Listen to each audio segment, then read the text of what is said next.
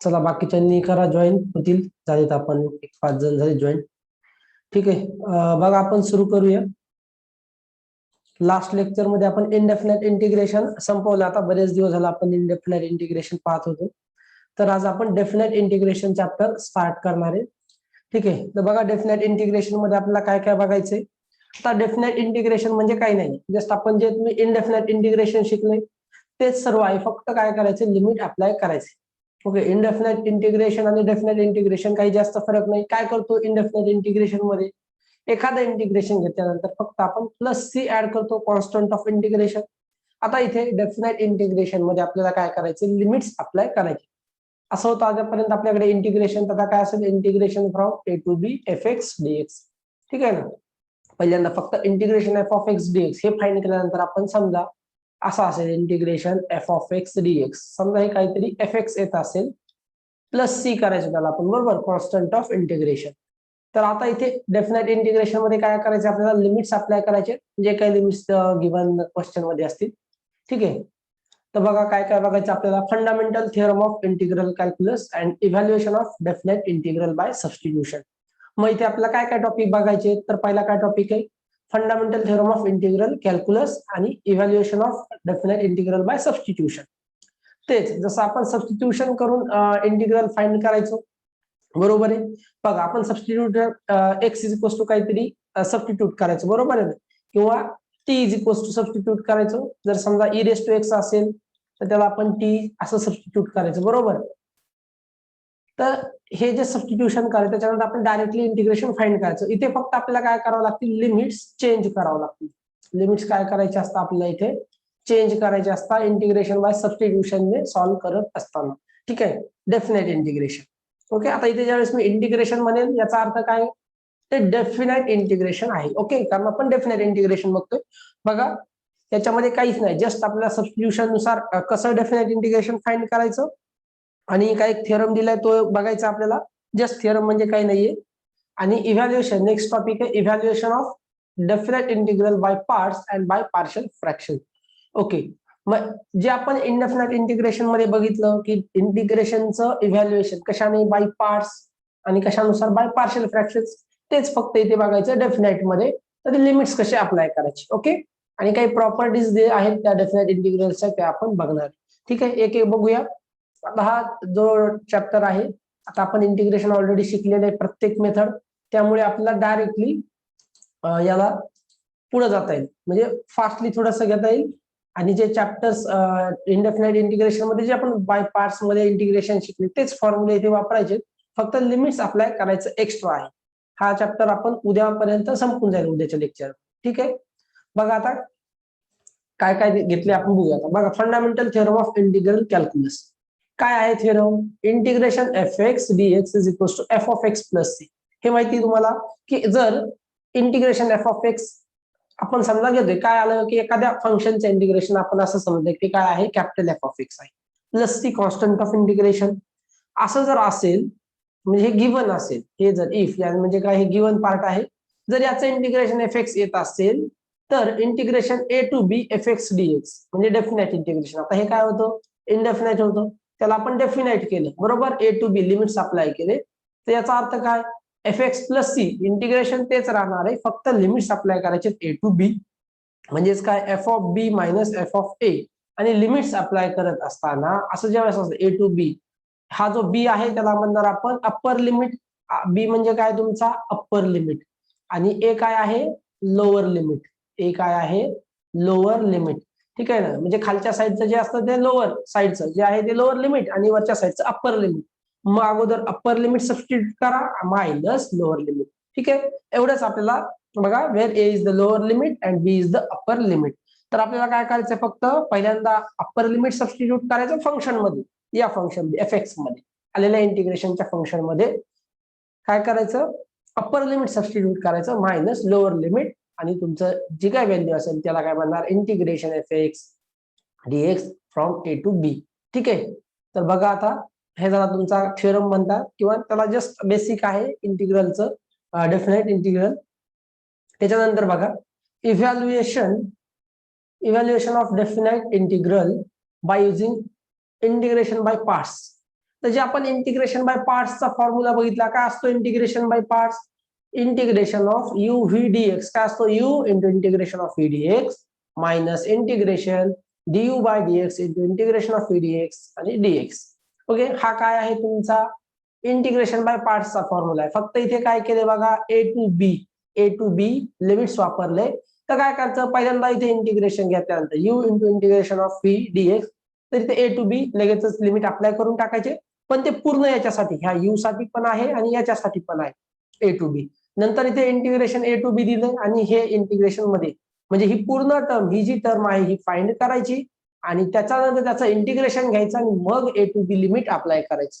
ठीक आहे, आता इथे बघा ए टू बी दिलंय ना, याचा अर्थ पूर्ण इंटिग्रेशन फाइंड केल्यानंतर a to b limits apply करायची. आले का लक्षात? असा ज्यावेळेस असतो ना की integration A to b f x dx, तर काय करतोय, याचं इंटिग्रेशन फाइंड केलं, काय आलं, एफ ऑफ एक्स आला, कॅपिटल एफ ऑफ एक्स. तर आपण काय करतो, कॅपिटल एफ ऑफ एक्स तो प्लस ची सोडून द्या, ए टू बी असं लिमिट अप्लाय करतो ना, बरोबर. म्हणजे याचं जे काही नाही, मग तसं याचं इंटिग्रेशन, हा जो पार्ट आहे इंटिग्रेशन यू व्ही डीएक्स, ठीक आहे ना, हा जो पार्ट आहे integration of u v dx a to b, u v डीएक्सचं इंटिग्रेशन काय, हे पूर्ण इंटिग्रेशन आहे युव्ही डीएक्सचं, बरोबर. म्हणजे या पूर्णला आपल्याला लिमिट अप्लाय करावं लागेल. ओके, म्हणून काय केलं, आता हे थोडंसं कॉम्प्लिकेटेड होईल, तर त्यासाठी काय केलं, इथे सेपरेट, आता इथे ऑलरेडी लिमिट फाइंड केले सर्व इंटिग्रेशन, बरोबर. मग इथे ए टू बी लिमिट अप्लाय करा. येतं लक्षात, फक्त हे यू आणि याच्यासाठी पण आहे हे कन्सिडर करायचं. ठीक आहे, हे समजा समजत नसेल ना, तर डायरेक्टली पहिल्यांदा पूर्ण इंटिग्रेशन फाइंड करायचं आणि ते शेवटी ए टू बी अप्लाय करता येईल. ओके, पण ते तसं थोडंसं, त्याच्यापेक्षा काय करा, इथे ए टू बी लगेचच देऊन टाकायचं. हा इंटिग्रेशन आहे, मग मधलं हे जे काही तर माहिती फाइंड करा, त्याचं इंटिग्रेशन आणि शेवटी ए टू बी अप्लाय करा. ओके, जस्ट बेसिक पार्ट आहे इंटिग्रेशनचा हा डेफिनेट इंटिग्रेशन मध्ये. ओके, त्याच्यानंतर तुम्हाला काही प्रॉपर्टीज दिलेल्या आहेत. येस, काही प्रॉपर्टीज आहेत डेफिनेट इंटिग्रेशनच्या. ओके, तर एक एक आपण बघूया, बेसिक पासून एक एक प्रॉपर्टी बघू, त्याच्यानंतर आपण काही एक्झाम्पल सॉल्व्ह करूया. ठीक आहे, आता इथे बघा, तुम्हाला टेन्शन घ्यायची गरज नाही. डेफिनेट इंटिग्रेशन मध्ये सर्व तुम्हाला फॉर्म्युलेज किंवा जे काही रिझल्ट आहेत ते सर्व, किंवा types by integration by parts, partial fractions, ते आपण सर्व बघितले. इथे फक्त तुम्हाला काय शिकायचं या डेफिनेट इंटिग्रल मध्ये, वेगळं काय शिकायचंय, की जर मला असं इंटिग्रेशन ए टू बी दिलंय ना, तर मला लिमिट अप्लाय करायचंय, एवढंच लक्षात ठेवायचं. आणि दुसरी गोष्ट काय, ज्यावेळेस तुम्ही इंटिग्रेशन फाइंड करता, तर पहिल्यांदा अप्पर लिमिट सबस्टिट्यूट करायचं आणि नंतर मायनस लोअर लिमिट, हे लक्षात ठेवायचं. मग आता जसं वेगवेगळे टाइप्स आहेत की इंटिग्रेशन बाय पार्ट्स मध्ये, मग कन्फ्युजन होऊ शकतं ना इथे, की लिमिट्स कुठे अप्लाय करायचे. समजा आपण असं जर केलं इथं ए टू बी, तर हे चालणार नाही. ओके, कारण आपल्याला काय करायचंय, याला पण अप्लाय करायचं ना लिमिट्स, इथे पण लिमिट म्हणजे अप्लाय करायचं आणि इथे पण, म्हणून पूर्ण ब्रॅकेटला ए टू बी. ठीक आहे, मग इथे इंटिग्रेशन ए टू बी दिले, याचा अर्थ काय, याचं ज्यावेळेस तुम्ही इंटिग्रेशन घ्याल, त्याच्या इथे पण आपल्याला काय करायचं, ए टू बी अप्लाय करायचं आहे. नंतर इंटिग्रेशन घेतल्याच्या नंतर या पार्टचं, ओके, ते एक्झाम्पल मध्ये तुमच्या लक्षातच येईल ज्यावेळेस आपण सॉल्व्ह करू. ओके, बरं, आता प्रॉपर्टीज बघा काय दिले, integration A to b f x D x is equals to integration A to b f of t d t. ठीक आहे, म्हणजेच काय, इथे एक्स आहे, त्याला रिप्लेस कशाने केलं, टी ने, म्हणजे व्हेरिएबल चेंज केला. ठीक आहे, तर व्हेरिएबल चेंज केला तर ऍज इट इज राहणार आहे, लिमिट ए टू बीच राहील F of t d t. ठीक आहे, व्हेरिएबल चेंज म्हणजे असं सबस्टिट्यूशन नाही करत आपण, सबस्टिट्यूशन वेगळं आणि इथे व्हेरिएबल चेंज वेगळं. व्हेरिएबल चेंज म्हणजे काय, जस्ट मी एक्सच्या जागी फक्त टी लिहितोय. म्हणजे समजा माझ्याकडे असं आहे की साइन एक्स, तर त्याच्या जागी मी फक्त साइन टी लिहितोय, तर जे काही लिमिट्स असणार आहेत एक्स साठी तेच टी साठी असणार आहे, बरोबर आहे.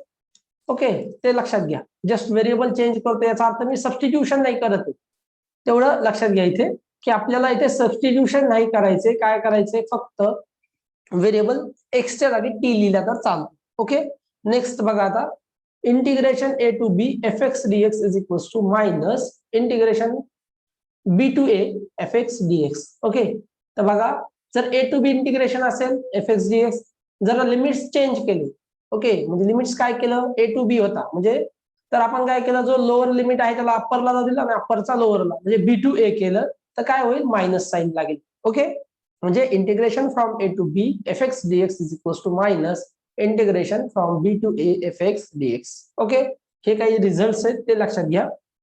त्याच्यानंतर बघा हे रिझल्ट वगैरे झाले का आपण डायरेक्टली एक्झाम्पलला सुरुवात करणार आहे. जास्त काही टाइप्स नाहीत, आपल्याला तीनच इथे टाइप्स बघायचे आहेत मोस्टली.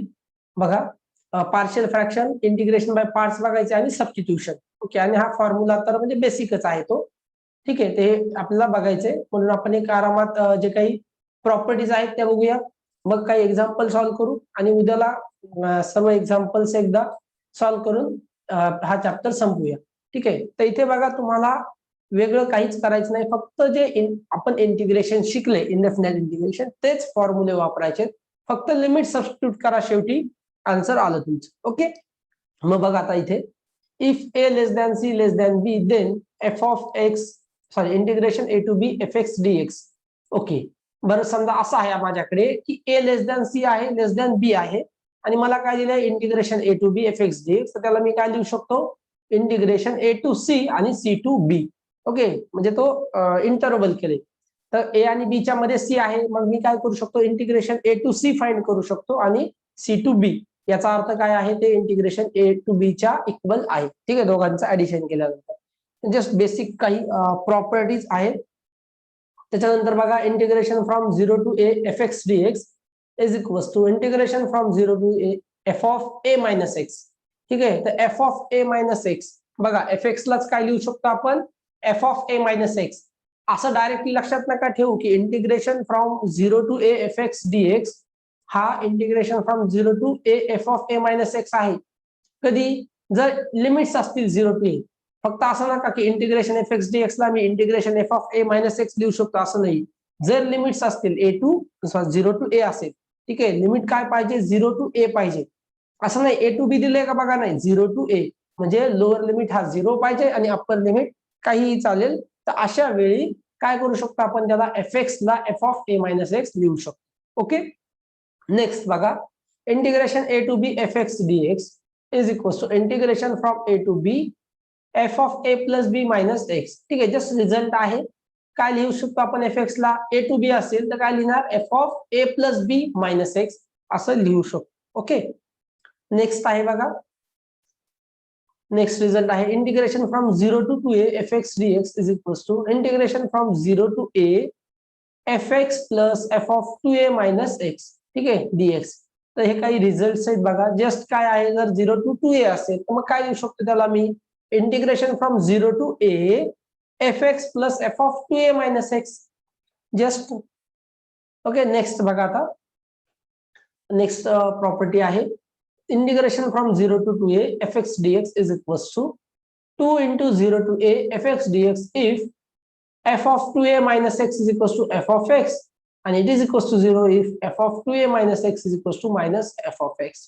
ओके, बघा जर हा f of x काय असेल, f of 2a minus x is equals to f of x येत असेल तर काय लिहिणार याला, इंटिग्रेशन फ्रॉम 0 टू 2a ला 2 into 0 to a. ठीक आहे ना, इंटिग्रेशन फ्रॉम 0 टू 2a असेल तर त्याला काय लिहू शकतो, 2 times integration from 0 to a f of x dx. पण कधी, ज्या वेळेस F of 2a minus x काय असेल, एफ एक्स असेल. Okay, F of 2a minus x काय पाहिजे, एफ एक्स. नेक्स्ट बघा रिझल्ट, जस्ट रिझल्ट आहेत सम प्रॉपर्टीज डेफिनेट इंटिग्रेशनच्या. बघा मायनस a टू a, आता हा इम्पॉर्टंट रिझल्ट आहे बघा, हा प्रॉपर्टी.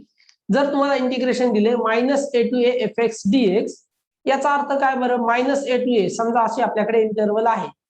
इथे समजा आहे तुमचा मायनस a, समजा इथे 0 आहे आणि समजा इकडे a आहे, असं कन्सिडर करू आपण. ओके, किंवा मध्ये काहीतरी असेल. ठीक आहे, तर मायनस a टू 0 आणि 0 टू a असं समजा आहे, बरोबर. मायनस आहे याचा अर्थ तो 0च्या लेफ्टला असेल आणि पॉझिटिव्ह वाला राईट साईडला असेल. तर याला मी काय लिहू शकतो, वरती एक आपण प्रॉपर्टी बघितली बघा इथे, a टू b ला बघा, a to a less than c less than b, म्हणजे ए बी च्या मध्ये जर सी असेल तर आता 0 कसा आहे, मायनस ए आणि ए च्या मध्ये आहे, बरोबर. तर काय लिहू शकतो, ए टू सी आणि सी टू बी, बरोबर आहे. म्हणजे इथे कसं लिहिता येईल मला या इंटिग्रेशनला, इंटिग्रेशन मायनस ए टू 0 आणि प्लस 0 टू ए, याला असं लिहिता येईल. एफ एक्स असेल जो काही फंक्शन असेल ऍज इट इज. ओके, तर बघा जर समजा हे फंक्शन काय सांगतं, if f x is even function even function असेल तर त्याला काय लिहू शकतो 2 into integration 0 to a fx dx.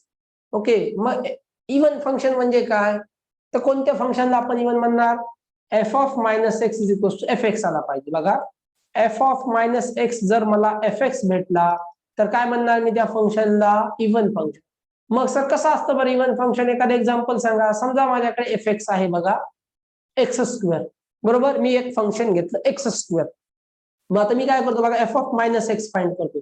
F of minus x is equal to, बरं आता एफ ऑफ मायनस एक्स कसा फाइंड करणार, जिथे जिथे एक्स आहे तिथे मायनस एक्स ठेवा, जिथे एक्स आहे तिथे मायनस एक्स ठेवला, बरोबर. आणि त्याचा स्क्वेअर केला तर मला काय भेटेल, एक्स स्क्वेअर. आणि एक्स स्क्वेअर म्हणजे काय आहे, एफ ऑफ एक्स आहे.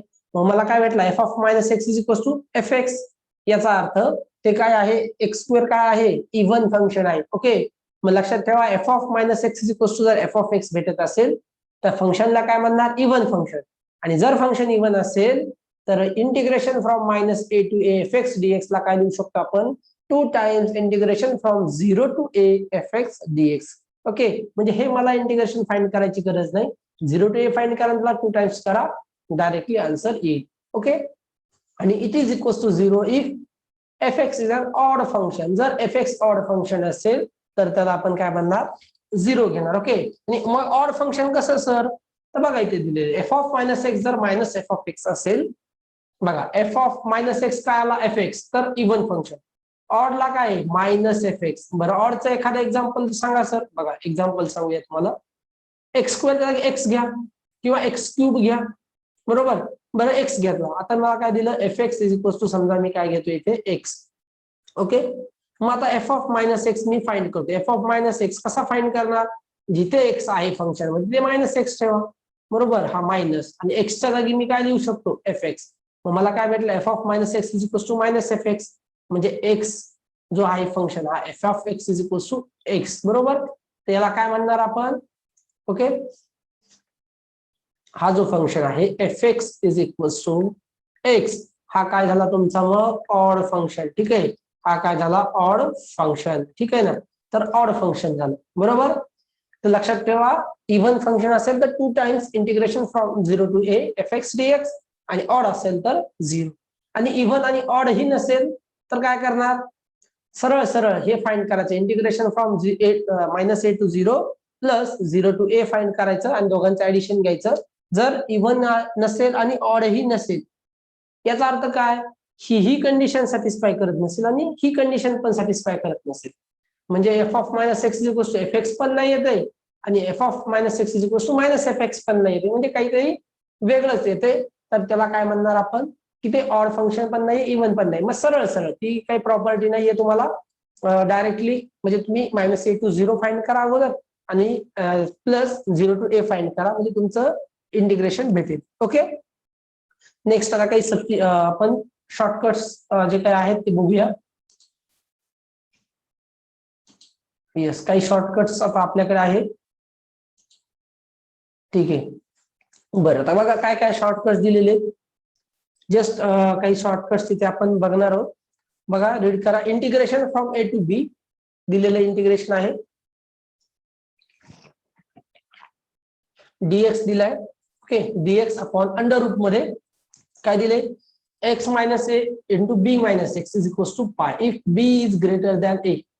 हे शॉर्टकट्स आहे.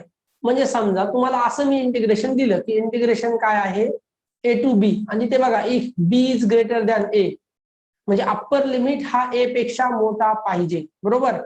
मग समजा असं इंटिग्रेशन आहे ए टू बी, आणि काय दिले, डीएक्स अपॉन अंडर रूट मध्ये x minus a into B minus x दिलाय. बघा x minus a into B minus x.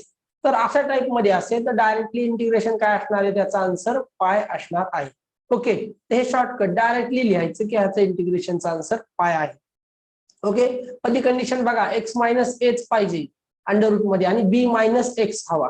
Okay, तरच त्याला काय म्हणणार आपण, पाय, आणि बी हा ग्रेटर दॅन ए पाहिजे.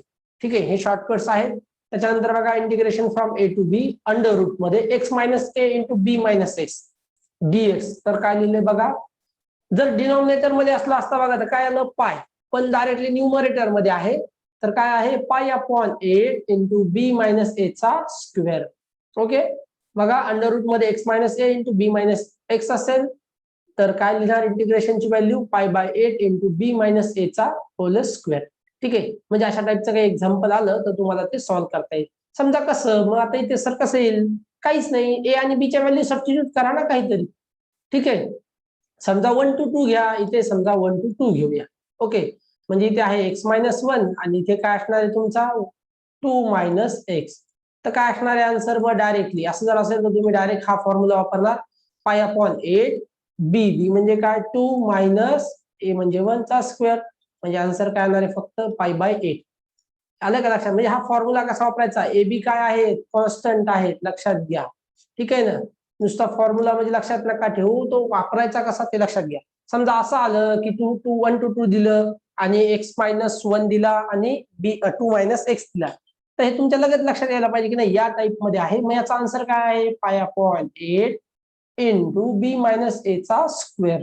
ओके, नेक्स्ट बघा आता शॉर्टकट आहे, integration A to B under root मध्ये आहे X minus A upon B minus x. ठीक आहे, तर काय दिले pi by 2 into B minus A, हे लक्षात ठेवायचे. बघा अंडर रूट मध्ये एक्स मायनस ए आहे आणि डिनॉमिनेटर मध्ये काय आहे under root X B minus A. ठीक आहे, स्क्वेअर रूट मध्ये पूर्ण टर्म आहे X minus A upon B minus X, D x is equal to pi by 2 B minus A. ठीक आहे, तर याच्यातले काही रिझल्ट आपण लक्षात ठेवू शकतो, म्हणजे पूर्णच तुमच्या लक्षात राहतील असं काही नाहीये, पण एक समजा तुम्हाला मोस्टली ट्राय करायचंय की यातले काही रिझल्ट तुम्हाला लक्षात ठेवायचे, म्हणजे त्याचा तुम्हाला फायदा होईल. ठीक आहे, आता इथे बघा इंटिग्रेशन काय दिले, dx upon x square plus A square integration from 0 to a is equal to, हे काही कुठून आलेले नाहीयेत, हे सॉल्व्ह केलेले. ओके, बघा आता इथे काय दिले एक्स स्क्वेअर प्लस ए स्क्वेअर दिले. मला सांगा integration 1 upon x square plus ए स्क्वेअर डीएक्स काय असतं याचं इंटिग्रेशन, यस एनीवन सांगेल का? याचं इंटिग्रेशन सांगा, डेफिनेट इंटिग्रेशन नका सांगू, इनडेफिनेट इंटिग्रेशन फॉर्म्युला सांगा चला. Yes anyone, integration 1 upon x square plus ए स्क्वेअर. यस, बरं 1 घ्या, इथे ए स्क्वेअरच्या जागी 1 असेल तर काय असतं, yes integration 1 upon 1 plus X square किंवा एक्स स्क्वेअर प्लस 1 काय असतं, यस सांगा, टॅन इनवर्स एक्स असतं, बरोबर आहे ना, सिंपल आहे. याचं इंटिग्रेशन काय, सॉरी याचं इंटिग्रेशन काय असतं टॅन इनवर्स ऑफ एक्स, बरोबर आहे ना. मग बघा इथे काय असणार आहे, याचा डेरिव्हेटिव्ह सॉरी याचं इंटिग्रेशन काय असणार आहे tan inverse of X upon A असेल ना, बरोबर आहे का 1 अपॉन ए पण असतं ना इथे. बरं समजा तुम्हाला हे आठवत नाहीये की 1 अपॉन 1 प्लस एक्स स्क्वेअर हा टॅन इनवर्स एक्स आहे, याचा डेरिव्हेटिव्ह घ्या ना, याचा डेरिव्हेटिव्ह हा आला पाहिजे, टॅन इनवर्स एक्स चा डेरिव्हेटिव्ह असतो 1 अपॉन 1 प्लस एक्स स्क्वेअर. इथे पण बघा याचा 1 अपॉन ए ला सोडून द्या. ठीक आहे, आता समजा आपल्याला कन्फ्युजन आहे की 1 अपॉन ए आहे का किंवा फक्त tan inverse of X upon A आहे. ठीक आहे ना, ए असेल तर काय होतं tan inverse of X upon A होतं ना, त्याचा डेरिव्हेटिव्ह काय आला पाहिजे, समजा माझ्याकडे असं आहे की tan inverse of X upon A, त्याचा डेरिव्हेटिव्ह हा आला पाहिजे. काय असतो टॅन इनवर्सचा derivative 1 upon 1 plus X square, म्हणजे काय एक्स स्क्वेअर प्लस ए स्क्वेअर. बघा काय होईल, हा ए स्क्वेअर म्हणजे वरती जाईल आणि एक्स स्क्वेअर प्लस ए स्क्वेअर, हा काय दिला टॅन इनवर्स एक्सचा डेरिव्हेटिव्ह काय आला, बघा याचा एक्स अपॉन ए चा डेरिव्हेटिव्ह काय आला A square upon x square plus A square. ठीक आहे ना, तर आपल्याकडे काय फक्त एक्स स्क्वेअर प्लस ए स्क्वेअर आहे, म्हणजे हा ए स्क्वेअर नाहीये ना, तर याला इथे 1 अपॉन ए स्क्वेअर करा, 1 upon A square into tan inverse of X upon A, बरोबर आहे ना. तर 1 अपॉन ए स्क्वेअर इथे कॅन्सल होईल, म्हणजे फक्त काय राहील 1 अपॉन एक्स स्क्वेअर प्लस ए स्क्वेअर. ठीक आहे, तर बघा फॉर्म्युले बघून घ्या ते, आणि आता याच्यामध्ये सबस्टिट्यूट करायचं. बघा इथे काय दिलंय, हा एक्स स्क्वेअर प्लस 0 टू ए दिलाय, इथे बघा 0 टू ए आहे. ओके, मग 0 टू ए जर सबस्टिट्यूट केला तर काय येईल बरं, ए सबस्टिट्यूट केला एक्सच्या जागी तर काय होईल टॅन इनवर्स ऑफ 1 हा 1 upon A square as it is. Tan inverse of 1 किती असतो रे, tan inverse of 1, yes tan inverse of 1 सांगा, चला टॅन इनवर्स ऑफ 1 सांगा 1. बरं टॅनचे कोणत्या अँगलची व्हॅल्यू 1 येते, यस टॅन पाय बाय 4 1 असतो ना, हे बघा टॅन पाय बाय 4 1 असतो का, टॅन 45 1 असतो ना, आठवतंय की नाही? बघा आता टॅन इनवर्स ऑफ 1 काय असणार आहे, पाय बाय 4 असणार आहे, लक्षात घ्या. टॅन इनवर्स ऑफ 1 पाय बाय 4 झाला म्हणजे पाय बाय 4 ए स्क्वेअर, ठीक आहे, मायनस पुढे गेला तो, ओके, आता एक्स स्क्वेअर प्लस ए स्क्वेअर, आणि काय मायनस करायचं आपल्याला, 0 टू ए, म्हणजे 0 ठेवा लागेल, ठीक आहे. तर बघा ते 0, ओके, ठीक आहे. तर पाय बाय 4 ए येईल ना, तर आता ए स्क्वेअर झाला काय ते, ठीक आहे. ते बघा, तर जस्ट सबस्टिट्यूशन करायचं आपल्याला तिथं, म्हणजे याच्या जागी. तर हा जो काही रिझल्ट आलेले तर आपण इनडेफिनाइट इंटिग्रेशनचाच वापर केलेला आहे, शेवटी फक्त लिमिट्स अप्लाय केलेले आहेत, ठीक आहे. असेच रिझल्ट दिलेले बघा तुम्हाला. नेक्स्ट रिझल्ट आहे integration from 0 to A D X upon under root मध्ये A square plus A square minus X square is equals to pi by 2, ठीक आहे. तर हे काही रिझल्ट म्हणजे काय कुठून आलेले नाहीये, जस्ट जे इंटिग्रेशन आहे, जो इंटिग्रेशनचा याचा फॉर्म्युला आहे under root A square minus X square किंवा under root A square minus 1 upon under root A square minus X square किंवा integration from 0 to A under root A square minus X square असेल, ठीक आहे. तर हे जे काही फॉर्म्युले आहेत इंटिग्रेशनचे तेच वापरले, फक्त त्याच्यामध्ये काय केलंय ते लिमिट सबस्टिट्यूट करून डायरेक्टली व्हॅल्यूज तुम्हाला इथे सांगितलेले, ओके. तर याचे फॉर्म्युलेज आपण इंटिग्रेशन मध्ये ऑलरेडी बघितलेले आहेत, त्याच्यामध्ये जस्ट तुम्हाला ते लिमिट सबस्टिट्यूट करायचे आहेत, ठीक आहे. 0 टू ए दिलेले ना, असेच काही बरेचसे तुम्हाला इथं रिझल्ट आहेत, भरपूर इथे शॉर्टकट ट्रिक्स दिलेले आहेत, त्या तुम्ही बघून घ्या, म्हणजे जर त्या लक्षात ठेवल्या तर बऱ्यापैकी त्याचा आपण यूज करू शकतो, ठीक आहे. तर अजून बऱ्याच आहेत, आपण पूर्ण बघून घेऊया. एक म्हणजे जस्ट आपल्या ओव्हरलुक होऊन जाईल, ज्याचा आपल्याला वापर करता येईल, ओके. नेक्स्ट एक्झाम्पल्स मध्ये, तर याच्यासाठी बघा तुम्हाला मी काल सांगितलं होतं इंटिग्रेशनचे फॉर्म्युले लर्न केले का सर्वांनी? यस, लर्न केले का फॉर्म्युले? चला लवकर सांगा, इंटिग्रेशनचे फॉर्म्युले लर्न केले का? फॉर्म्युले लर्न करा ना, त्याच्याशिवाय पुढे नाही जाता येणार ना आपल्याला, म्हणजे तुम्हाला चार्ट्स मध्ये तरी सांगा, चला कमीत कमी. यस, लवकर सांगा, हो म्हणताय, ओके. तर व्यवस्थित लर्न करा इंटिग्रेशनचे फॉर्म्युले, म्हणजे काय होईल की आपल्याला पुढे नाही जाता येणार. जर समजा तुम्हाला फॉर्म्युले येत नसतील तर थोडस आपल्याला अवघड जाईल, ओके. बघा डेफिनेट इंटिग्रेशन मध्ये तुम्हाला काहीही टेन्शन घ्यायची गरज नाही, ओके. कारण याच्यामध्ये काही असं वेगळं आपण नाही करत आहे, जे इंटिग्रेशनचे फॉर्म्युले आहेत तेच आपण वापरतोय, बरोबर आहे ना? काही वेगळं करतोय का आपण इंटिग्रेशनच्या फॉर्म्युल्यामध्ये? नाही, जे समजा तुमच्याकडे ऑलरेडी इंटिग्रेशनचे फॉर्म्युले आहेत तेच वापरते, फक्त तुम्हाला काय करायचे, हे जे लिमिट्स आहे ना ए टू बी ते अप्लाय करायचं आहे, ओके. तर बघा ते लिमिट अप्लाय करत असताना कसं अप्लाय करता येईल, ठीक आहे. तर आपण बघूया रिझल्ट काही, ठीक आहे. नेक्स्ट बघा इथे दिलेलं आहे, हे फक्त लक्षात ठेवा integration A to b f x dx, तर तुम्हाला याचं ज्यावेळेस समजा इथे एफ एक्स येणार आहे तर ए टू बी असं लिहिणार, बरोबर. तर हे जे असणार आहे बी अप्पर लिमिट, हा असणार आहे लोअर लिमिट. तर सबस्टिट्यूशन म्हणजे इंटिग्रेशन घेतल्याच्या नंतर सबस्टिट्यूशन करताना हे म्हणजे कोणतं लिमिट अगोदर ठेवणार, तर अप्पर लिमिट ठेवायचं, F of B minus F of A, म्हणजे अप्पर लिमिट सबस्टिट्यूट करा मायनस लोअर लिमिट सबस्टिट्यूट करा. हे फक्त तुम्हाला डेफिनाइट मध्ये एक्स्ट्रा लक्षात ठेवायचे, ओके. बाकी इंटिग्रेशनचे फॉर्म्युले काही चेंज होत नसतात, जे इंटिग्रेशनचे फॉर्म्युले आहेत तेच इथे इंटिग्रेशनचे फॉर्म्युले राहणार आहेत, तुम्हाला फक्त लिमिट सबस्टिट्यूट करायचे, ओके. नेक्स्ट बघा शॉर्टकट आहे integration 0 to pi by 4 tan raised to nx plus tan raised to n minus 2x dx is equals to 1 upon n minus 1, ठीक आहे. जस्ट रिझल्ट आहे, एवढा लक्षात असू द्या. फक्त हे जे काही इम्पॉर्टंट, समजा जरी समजा तुम्हाला असं एक्झाम्पल आला आणि तुम्हाला हा रिझल्ट माहित नाही तर तुम्ही सरळ सरळ इंटिग्रेशनचा फॉर्म्युलाचा वापर करा, ठीक आहे ना. जो काही फॉर्म्युला असणार आहे त्याचा तुम्ही डायरेक्टली वापर करू शकता, ठीक आहे ना. जो काही फॉर्म्युला असणार आहे त्याचा डायरेक्ट वापर करू शकता, तुम्हाला फक्त काय करावं लागेल, लिमिट सबस्टिट्यूट करावं लागेल. जर तुम्हाला शॉर्टकट लक्षात असेल तर तुम्ही ते आन्सर डायरेक्टली लिहू शकता, ओके. बघा A sine X plus B cos X upon sine X plus cos X. Integration दिलेले 0 टू π/2 लिमिट्स आहेत. तर काय दिले A tan X plus B cot X upon tan X plus cot X. ठीक आहे, याच्या जागी आपण असं लिहू शकतो. बरं आता हे कशावरून दिलं असेल, कॉस एक्सने पहिल्यांदा डिव्हाइड केला असेल, बरोबर आहे ना. साइन एक्स इथे टॅन एक्स झाला असेल कॉस एक्सने डिव्हाइड केल्यामुळे.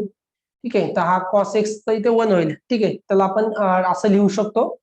ठीक आहे, हा रिझल्ट आपला ऑब्टेन करावा लागेल याच्यावरून असा.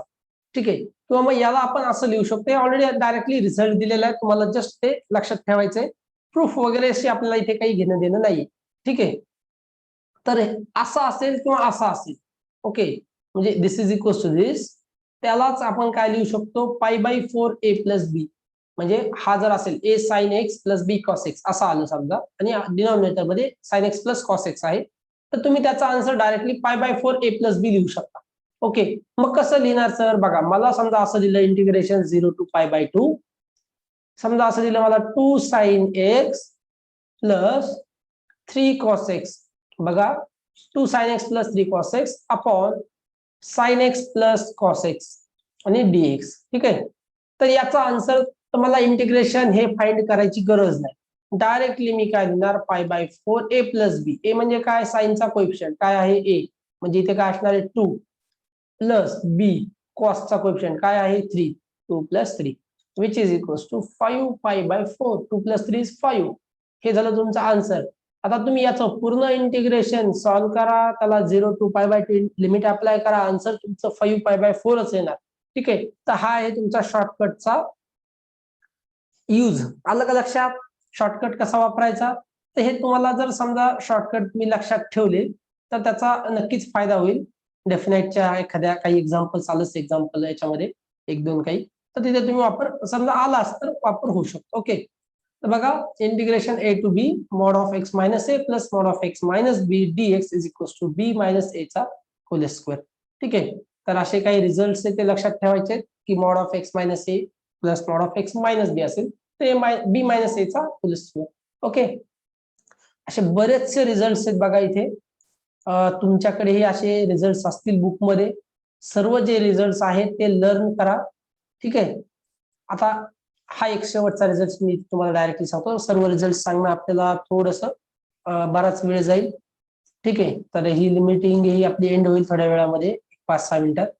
तर नेक्स्ट पासून आपण हे घेऊया, जे एक्झाम्पल्स आहेत ऍक्च्युअल मध्ये ते स्टार्ट करूया. ठीक आहे, तरी मी काही मेन तुम्हाला जे रिझल्ट आहेत किंवा जे मेन फॉर्म्युलाज आहेत शॉर्टकट ते आपण बघूया.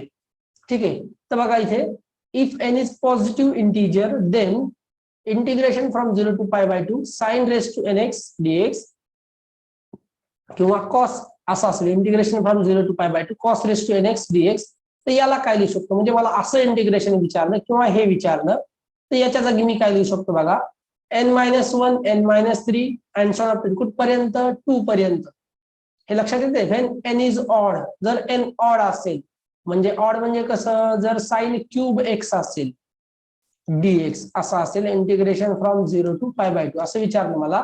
साइन क्यूब एक्स dx चं काय करा, इंटिग्रेशन फ्रॉम 0 टू π/2 फाइंड करा. तर काय करायचं बघायचं, काय आहे n-1 into n-3 and so on कुठपर्यंत जायचंय मला 2 पर्यंत जायचंय, बरोबर. पण कधी एन ऑड असतात. मग बघा एन ऑड आहे 3 ऑड आहे, मग पहिल्यांदा 3-1 3-1 केला तर काय भेटते मला 2. मग मला पुढे जायची गरज आहे का, नाही, मला 2 पर्यंतच जायचंय, बरोबर. आणि डिनॉमिनेटर मध्ये काय करायचंय 3 पर्यंत जायचंय, n इंटू n-2 n-2 झाल्यानंतर 3 किंवा 4 असेल. ओके 4 असेल इथे. ठीक आहे, तर वरती बघा n-1 n-3 याचा अर्थ काय, n मधून -1 n-3 n-5 n-7 म्हणजे ऑल टर्म्स वरतून मायनस करायच्या आणि डिनॉमिनेटर मध्ये काय आहे n इंटू n-2 n-4 असं कुठपर्यंत 2 येईपर्यंत. ओके, म्हणजे बघा n जर 7 असेल तर कसं येईल बरं, पहिल्यांदा होईल वरती 7-1 6 इंटू 7-3 4 इंटू 7-5 काय असणार आहे 2. वरती स्टॉप व्हायचं. 7-5 काय झाला 5 आला नाही ते, बरोबर. बघा मी एक टर्म सोडलेली. डिनॉमिनेटर मध्ये पहिल्यांदा n येईल 7 n-2 म्हणजे 5, n-4 म्हणजे 7-4 म्हणजे 3 आणि नेक्स्ट टर्म काय असणार आहे 7-6 म्हणजे 1. Okay, just moment. n odd असल्यानंतर ओके बरोबर आहे, n इंटू n-2 करायचं. 7-2 5 आणि नंतर 4 असेल ना, 7-4 हा 3 येईल. तर आपल्याला कुठपर्यंत जायचंय 3 पर्यंतच जायचं. इथे बघा ऑड असल्यानंतर आपल्याला फक्त डिनॉमिनेटर मध्ये 3 पर्यंत जायचं, म्हणजे इथे स्टॉप होणार. ओके, मग हे जे काही आन्सर असणार आहे ते तुमचं याचं आन्सर असणार इंटिग्रेशनचं. ओके, पण कधी n ऑड असताना. इव्हन असताना बघा काय आहे n-1 n-3 कुठपर्यंत 1 पर्यंत, आणि डिनॉमिनेटर मध्ये काय n into n-2 and so up to the 2 पर्यंत. बघा न्यूमरेटर मध्ये काय करायचंय तुम्हाला, ऑड पॉवर मायनस करायचे, ऑड मायनस करायचे. ऑड नंबर्स 1 3 5 7 हे मायनस करत जायचे, पण कुठपर्यंत 1 पर्यंत इव्हन असतात. आणि डिनॉमिनेटर मध्ये काय करायचे इव्हन नंबर सबट्रॅक्ट करायचे 2 येईपर्यंत. ओके, हे आहे इव्हन असल्यासाठी म्हणजे n इव्हन असताना. आणि ऑड असताना काय करायचे, हे तर सेम की न्यूमरेटर मधून ऑड नंबर करा सबट्रॅक्ट, आणि डिनॉमिनेटर मधून इव्हन नंबर. फक्त चेंज काय आहे, इथे 2 पर्यंत जायचं, इथे 3 पर्यंत, आणि इथे काय आहे इथे 1 आणि इथे 2 पर्यंत. ओके, तर हा महत्वाचा रिझल्ट आहे, लक्षात ठेवा. ओके, हे तुम्हाला एखादं एक्झाम्पल किंवा साइनचे जर असं आलं तर ते तुम्हाला सॉल्व्ह करता यावं. फक्त n बघायचं आहे, बाकी काहीच नाही बघायचं. इंटिग्रेशन 0 to π/2 आहे ना, n बघायचा इव्हन आहे की ऑड. ऑड आहे ना, मग काय लक्षात ठेवायचं, चला ऑड आहे काय करायचं मला, पहिल्यांदा न्यूमरेटर मध्ये दोघांचं सारखे की मला ऑड पॉवर सबट्रॅक्ट करायच्या, असे ऑड नंबर सबट्रॅक्ट करायचे बरोबर. म्हणजे 1 येईल, 1 सबट्रॅक्ट करा, 3 सबट्रॅक्ट करा, 5 करा, पण असं कुठपर्यंत करायचंय मला 2 येईपर्यंत करायचंय फक्त. ओके, ऑड असताना काय करायचं इव्हन नंबर येईपर्यंत म्हणजे 2 येईपर्यंत, आणि डिनॉमिनेटर मध्ये 3 येईपर्यंत. आणि इव्हन असताना काय करायचे ऑड नंबर सबट्रॅक्ट करायचे, पण कुठपर्यंत 1 पर्यंत, आणि डिनॉमिनेटर मध्ये काय करायचे इव्हन नंबर सबट्रॅक्ट करायचे पण 2 येईपर्यंत. ओके, हे जरी लक्षात नाही ठेवलं, फक्त एवढं लक्षात ठेवलं की न्यूमरेटर मध्ये मला ऑड नंबर सबट्रॅक्ट करायचे आणि डिनॉमिनेटर मध्ये मला इव्हन नंबर सबट्रॅक्ट करायचे. ओके, आणि त्यांचं मल्टिप्लिकेशन घेत जायचे, बाकी काही करायची गरज नाही. कारण आपोआपच बघा हे तुमचं इथपर्यंत येणारच आहे ऑड नंबर असेल तर. एवढंच आहे की ते मायनस मध्ये नका जाऊ देऊ, बरोबर आहे ना. आता बघा समजा 3 घेतला असता तर पहिल्यांदा 3-1 काय झाला असता 2 आला असता, म्हणजे 2 इंटू. मग मी जर नेक्स्ट स्टेप करायला गेलो तर काय आलं असतं 3-3 0. मग आपल्याला लगेच लक्षात येईल नाही गडी 0 घ्यायची गरज नाही, बरोबर आहे. मग तुमच्या लगेच क्लिक होईल नो आपण रॉंग आहे, ठीक आहे 0 येणार नाही, ठीक आहे. मग लगेच तिथे स्टॉप करा आणि मागच्या साईड पर्यंत असे कंटिन्यू करा. ओके, म्हणजे तुम्हाला लक्षात ठेवायची गरज नाही पडणार की ऑड साठी काय करायचं इव्हन साठी काय करायचं. फक्त लक्षात काय ठेवायचं की न्यूमरेटर मध्ये ऑड नंबर सबट्रॅक्ट करा आणि न्यूमरेटर मध्ये इव्हन नंबर सबट्रॅक्ट करून त्यांचं मल्टिप्लिकेशन घेत जायचं. ओके, जस्ट आता हा रिझल्ट महत्वाचा होता. तर असेच बरेच काही रिझल्ट आहेत ते तुम्ही लर्न करा, बुक्स मध्ये असतीलच, तर बघितलेले असतील टेक्स्ट बुक मध्ये. ठीक आहे, आपण आता एक्झाम्पल्स काही बघूया. ही मीटिंग एंड होत आलेली, ठीक आहे. त्याच्यानंतर आपण एक्झाम्पल्स घेऊया. ओके, एक 5 मिनिटानंतर जॉईन करा आणि बाकीच्यांनी पण जॉईन करत चला. ठीक आहे, चला आपण एंड करू. एक 5 मिनिटानंतर तुम्ही जॉईन होऊन जा.